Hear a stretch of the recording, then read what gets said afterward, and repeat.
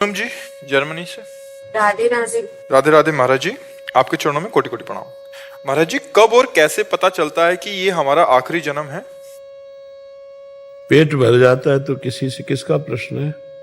पेट भर जाता है तो किसी दूसरे से प्रमाणित नहीं करना पड़ता कि आप बताना जरा, हम छक जाएं तो नहीं। ऐसे ही जो भजन में डूबे रहते हैं, कोई वासना इच्छा नहीं रह जाती, किसी भी तरह के नवीन विषय भोगने की इच्छा नहीं, पूर्ण मन परमात्मा में एकाग्र हो गया, अब कोई चाह नहीं, तो जन्म मरण अपने आप मिट जाएगा। जन्म मरण दो कारण से होता है, एक चाह और दूसरी आसक्ति। किसी वस्तु व्यक्ति स्थान में आसक्ति और भोगों की चाह, यही हमारे जन्म मरण का हेतु है। जहां अचाह हुआ, निर्द्वंद हुआ, भगवत चिंतन में तन्मय हुआ, खत्म हो गया संसार का खेल। पर ये कहना बहुत सरल है, करना बहुत कठिन है। निरंतर नाम जप करे और सब में भगवत भावना करे तो आसक्ति खत्म हो जाएगी, और भगवान जैसे हमें रखें वैसे हम संतुष्ट रहें तो हमारी चाहत मिट जाएगी। चाह मिट जाए और आसक्ति मिट जाए, बस खत्म हो गया। जन्म मरण इसी से खत्म हो। जब हृदय में कोई चाह न रह जाए, कोई भोग भोगने की इच्छा जागृत न हो, कोई मान प्रतिष्ठा पद आदि की चाह न हो, तो वही भगवान की प्राप्ति के योग्य हृदय हो जाता है। पर इसके लिए बहुत साधन करना पड़ता है, कोई ऐसा थोड़ी कि ऐसे हो जाएगा। हाँ, ब्रह्मचर्य से रहना, नाम जप करना, पवित्र आहार, पवित्र शास्त्रों का स्वाध्याय, सबके प्रति परोपकार की भावना, तब कहीं जाकर वृत्तियां आती हैं। इसीलिए लोग सत्य मार्ग से लुढ़क करके फिर पाखंड और दंभ में चले जाते हैं, क्योंकि ये चढ़ाई है, इसमें सब इंद्रियों को रोकना है। तो इंद्रियों को रोकना तो बहुत कठिन होता है। जो कामना हुई उसको दबा दो, सोई वीर हो जाओगे, महान वीर हो जाओगे। पर वो हमको दबा देती कामनाएं। ऐसा लगता है तभी शांति मिलेगी जब जो हमारे मन में इच्छा आई उसकी पूर्ति हो जाए।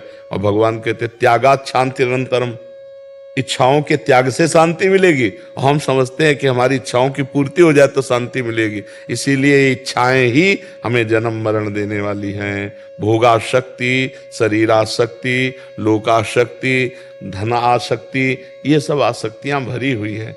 भगवान स्वयं कहते हैं कि इन सब की आसक्तियों को बटोर कर मेरे चरणों में लगा दो, मुझे प्राप्त हो गए। जननी जनक बंधु सुत दारा, तनु धन धाम सुहृद परिवारा, सबकी ममता ताग बटोरी, मम पद मन ही बांध बटोरी। समदर्शी इच्छा कछु नाही, हर्ष शोक भय नहीं मन माही, अस सज्जन मम उर्बस कैसे, लोभी हृदय बसो धन जैसे। हो गया भगवत प्राप्त। भगवान उसके हृदय में प्रकाशित हो जाते हैं, जो सब आसक्ति और ममता को भगवान के चरणों में।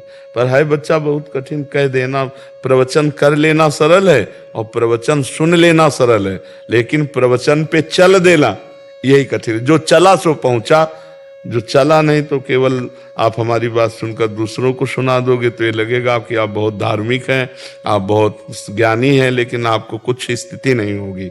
तो प्रायः पढ़ करके सुना देना या सुनकर सुना देना, इन दोनों बातों से स्थिति नहीं मिलती।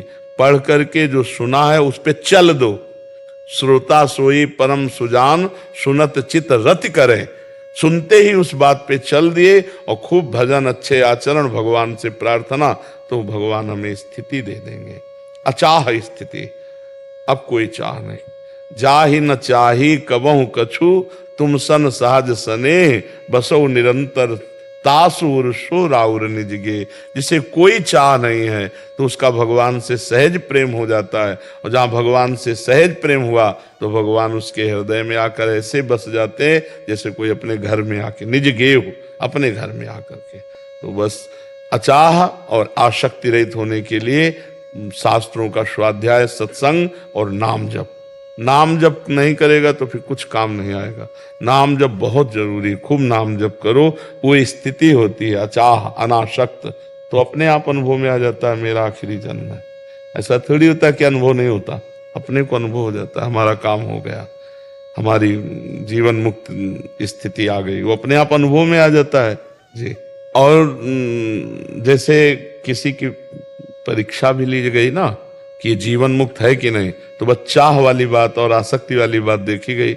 एक बार श्री भगवान परमहंस सुखदेव जी महाराज जब ब्रह्म तत्व का अनुभव हुआ, जो जन्म मरण का नाश करने वाला है, तो अपने पिता श्री कृष्ण द्वैपायन के पास गए और कहा, प्रभु जो मुझे स्थिति प्राप्त है, क्या यही स्थिति जीवन मुक्ति स्थिति है? तो उन्होंने कहा, ये बात जनक जी के पास जाओ, वो तुम्हें बताएंगे। तो श्री सुखदेव जी गए, कई बार एकांतिक में सुनाया है। तो द्वारपाल ने जाकर के बताया कि महाराज परमहंस शिरोमणि सुखदेव जी आए हैं। त्रिकालज्ञ जनक जी, तीनों काल का ज्ञान रखने वाले थे, भूत भविष्य वर्तमान। तो समझ गए कि भगवान व्यास देव जी ने जीवन मुक्त स्थिति के लिए भेजा है कि जीवन मुक्त स्थिति प्रमाणित कर दो। तो जनक जी ने कहा, 7 दिन तक कोई उत्तर मत देना। तो अब जैसे कोई खड़ा है, अगर 7 मिनट भी खड़ा है तो बार बार कहता ना कि यार नहीं मिलना तो आप हमसे बता तो दो, अब थोड़ा चिड़चिड़ाहट आ जाएगी कि नहीं आ जाएगी।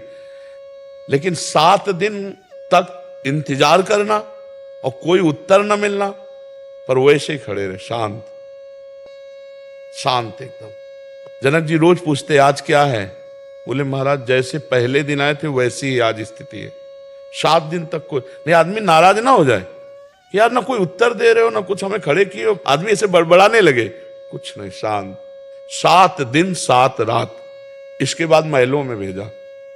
और जो नवीन अवस्था की दासियां थी, सुखदेव जी 16 वर्ष की अवस्था, दिगंबर, भगवदानंद में पूर्ण, वस्त्र धारण नहीं करते थे। 9 युवतियां सेवा कर रही, रोज की रोज सूचना। जनक जी पूछते, उन महापुरुष के शरीर में, मुख में किसी भी तरह की कोई हरकत? तो उनका जैसे गेट में खड़े थे ना, वैसे युवतियों के बीच में भी वो खड़े। 7 दिन 7 रात्रि युवतियां सेवा में रही। देखा, ना आसक्ति और ना कोई चाह। जनक जी आए और आरती उतारी और कहा, आप जीवन मुक्त हैं, पूर्ण हैं। ये अचाह और अनासक्त ही जीवन मुक्ति है। अब ये कितना कठिन है चाह रहित होना, आसक्ति रहित होना, पर भगवान का नाम सब कठिनताओं को मिटाने में समर्थ है। इसलिए खूब नाम जप करो, अच्छे आचरण करो, हर स्थिति मनुष्य को ही प्राप्त होनी है। हम लोगों के लिए इतनी स्थिति बनाई गई है, चाहे अध्यात्म की हो, चाहे जो भी स्थिति हो, हम जो चाहें वो प्राप्त कर सकते हैं। भगवान के बच्चे हैं, बस खूब नाम जप करें। बिना नाम जप के तो बातें बातें रहेंगी। काल के प्रवाह से नहीं बच सकता कोई, नाम जप किए बिना काल के प्रवाह से नहीं बच सकता। जीवन मुक्त होने के लिए नाम है, बारी मथे घृत होए बरु, सिकताते बरु तेल, बिनु हरि भजन न भवतरी, या सिद्धांत पेल।